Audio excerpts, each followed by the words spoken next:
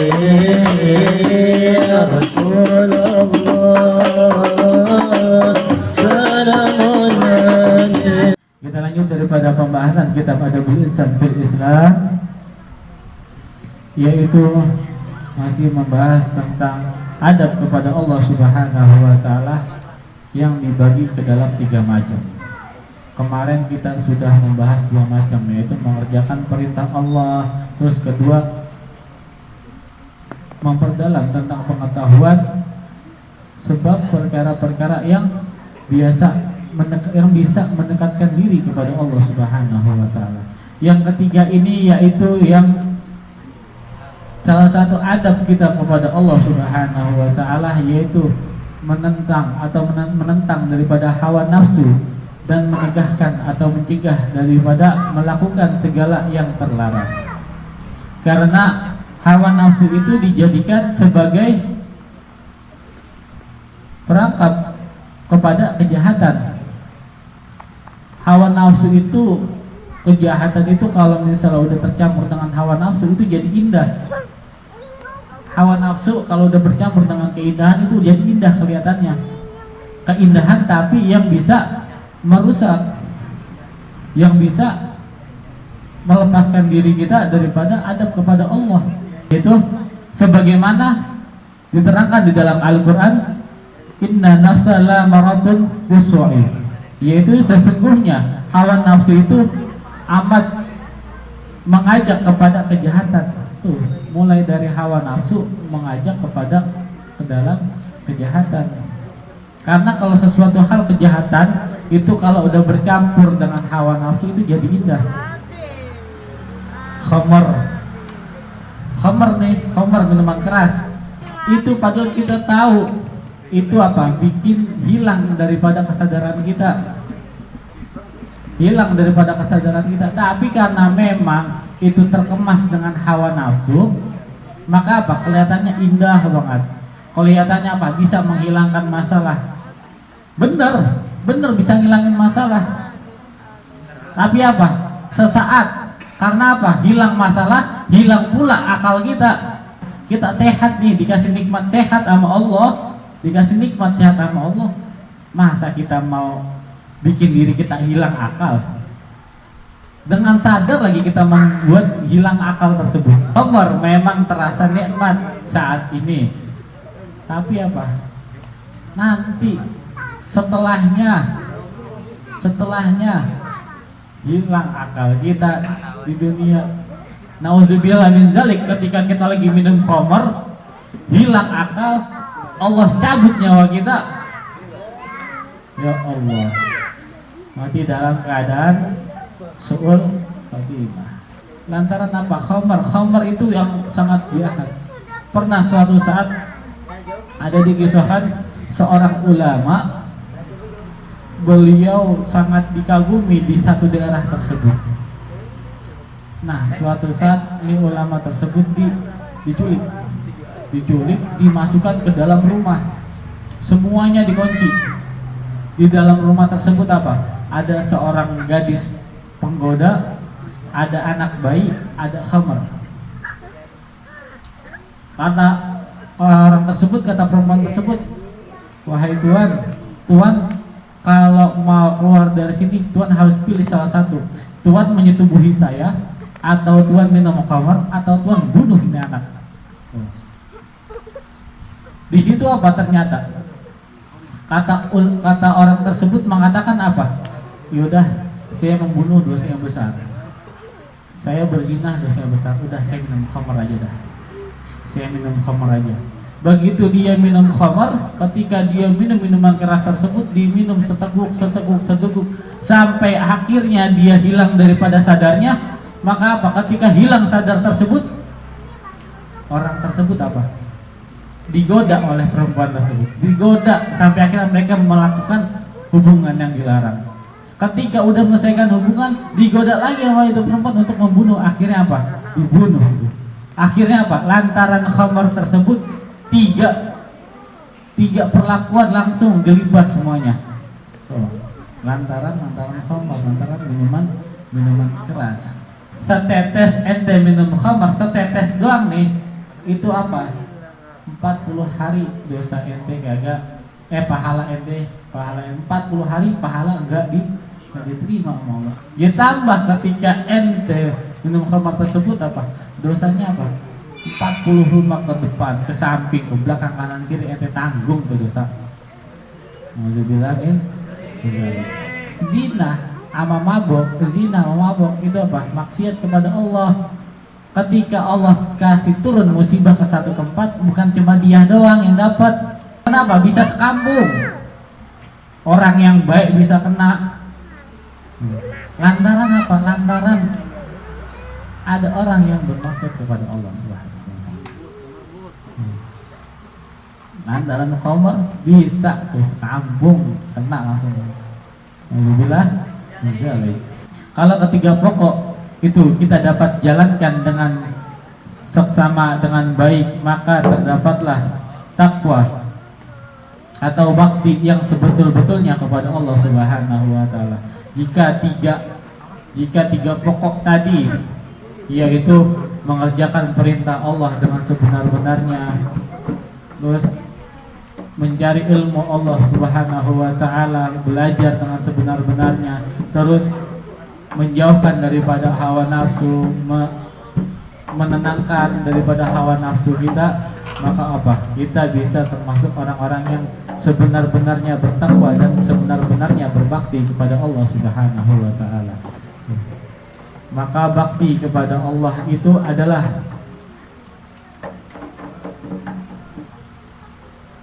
semua pokok yang betul melakukan adab kepada Allah Subhanahu wa taala. Bakti adalah salah satu contoh kita telah menjalankan tiga pokok bakti kepada Allah Subhanahu wa taala, 3 adab kepada Allah Subhanahu wa taala.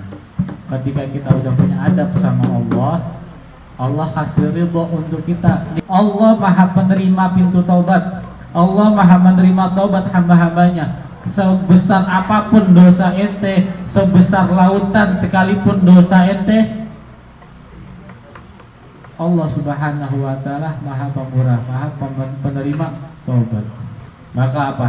Jangan bosan-bosan lidah kita untuk mengucapkan rasa taubat, untuk meminta taubat kepada Allah, untuk meminta ampun kepada Allah. Minta sama Allah, ya Rabb, matikan saya dalam keadaan husnul khatimah. Kita punya dosa, saya punya dosa, kita punya dosa semua. Maha besar Allah, Allah masih nikmat, Allah masih baik kepada kita. Aib kita masih ditutup sama Allah. Aib kita masih ditutup sama Allah, masih ditutup aib kita sama Allah. Coba kalau misalnya aib kita dibuka sama Allah, betapa malunya diri kita. Bahkan sampai keluar rumah mungkin gak mau keluar rumah saking malunya. Maka apa? Sungguh-sungguh sangat merugi bagi seorang hamba Allah Subhanahu wa taala yang gak mau mengucap rasa taubat, yang gak mau meminta taubat kepada Allah Subhanahu wa taala. Sungguh sangat merugi. Firman Allah Subhanahu wa taala, ya ayyuhalladzina amanu taqullaha wa qulu qawlan sadida yuslih lakum a'malakum wa yaghfir lakum dzunubakum wa may yuti'illahi wa rasulahu faqad faza fawzan 'azima. Hai orang-orang yang beriman. Di sini katakan apa? Ya ayyuhalladzina amanu, wahai orang-orang yang beriman. Berarti apa? Yang dipanggil orang yang beriman. Anda udah pernah sering mengatakan orang Islam belum tentu beriman. Ngaku doang Islam, ngaku KTP-nya Islam, tapi ketika lagi puasa kagak puasa. Waktunya sholat malah kagak sholat. Dikatakan ya ayyuhalladzina amanu, wahai orang-orang yang beriman. Berarti yang dipanggil orang-orang yang beriman. Bertakwalah kepada Allah dengan secara sebenar-benarnya, supaya ia perbaiki bagi kamu amal-amal kamu, dan ia ampunkan bagi kamu dosa-dosa kamu. Karena barang siapa yang taat kepada Allah dan Rasulnya, niscaya ia dijadikan suatu kebaikan yang besar. Maka apa? Allah Subhanahu wa taala telah berfirman di dalam Al-Qur'an untuk senantiasa beriman, bertakwa kepada Allah Subhanahu wa taala. Masih nggak mau ngikutin Al-Qur'an? Masih nggak? Al-Qur'an udah jelas, hadis udah jelas, ulama udah jelas menjelaskannya. Al-Quran nggak mau diikutin, hadis nggak mau diikutin, ulama nggak mau diikutin. Kalau bukan ulama, kalau bukan nabi, kalau bukan Al-Quran, kalau bukan Allah, siapa lagi yang mau kita ikutin? Siapa yang bakal bisa nolong kita di yaumil akhir nanti? Kecuali hal-hal tersebut, ulama, Rasulullah, itu yang akan menolong kita. Allah Subhanahu wa taala yang memberikan ridho kita untuk masuk ke dalam surganya. Dan sekarang surga yang punya Allah. Orang dalam kita siapa? Cuma satu orang dalam kita, siapa? Yaitu baginda Nabi Muhammad SAW. Surga punya Allah. Yang tahu kuncinya baginda Nabi Muhammad. Yang memang umat yang masuk pertama, yaitu umat baginda Nabi Muhammad ke dalam surga. Manusia yang memang Masya Allah indahnya lebih indah daripada bulan purnama, cahayanya terang lebih daripada matahari, nur ala nur, cahaya di atas cahaya. Basyarun lakal basar, manusia tapi bukan sembarang manusia, yaitu baginda Nabi Muhammad SAW. Kita nggak hanya mengenal, tapi kita juga berharap dikenal oleh baginda Nabi Muhammad SAW. Nah, dengan apa? Dengan kita punya adab kepada Allah Subhanahu wa taala, berharap kita mendapatkan ridhonya Allah, berharap Allah ridho kita bisa bertemu dengan baginda Nabi Muhammad. Allah udah ridho kita bertemu dengan Nabi Muhammad, pasti kita bisa insya Allah ketemu dengan baginda Nabi Muhammad. Siapa yang nggak mau bertemu dengan baginda Nabi Muhammad? Mencari ridhonya Allah nggak perlu jauh-jauh, nggak perlu susah-susah. Ada di mana ridho ente? Ini buat yang belum nikah, ridho ente ada di orang tua. Ridho ente ada di orang tua. Allah, orang tua ente ridho, Allah ridho.